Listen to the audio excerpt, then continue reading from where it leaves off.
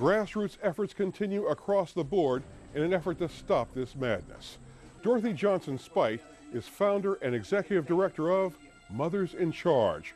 They're a group of mothers, grandmothers, sisters, and aunts who've lost loved ones to violent crime.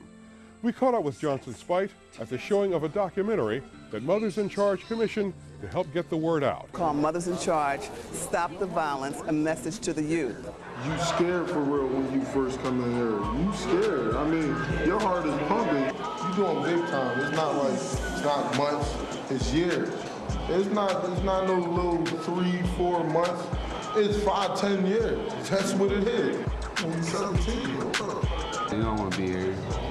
Keep your head up and don't come to jail and try to stay away from doing what you do. But the message is to them, violence is not the answer, and how can I make a difference in my community? Stop the violence. It came about because we wanted to reach young people with a message of the impact of violence, how it impacts the lives of the victims, as well as how it impacts the lives of the perpetrators, the ones who are making the bad choices, the bad decisions. So we wanted to send them a message from other young people who've made bad decisions and are, as a result, incarcerated, serving time for those bad choices and bad decisions. So we have a series of interviews and testimonies from the mothers who've been impacted by the violence, but also from young juvenile inmates at the House of Correction. This is a national problem. 15,000 Americans were killed, I think it was last year, and out of 15,000, over 8,000 and something of them were African Americans. We're only 11% of the population, but over 50% of the homicides across America. So it's not only a Philadelphia problem, it's a national problem. Our young people are crying out for help in many different ways, and we've got to help them. We've got to be role models for them.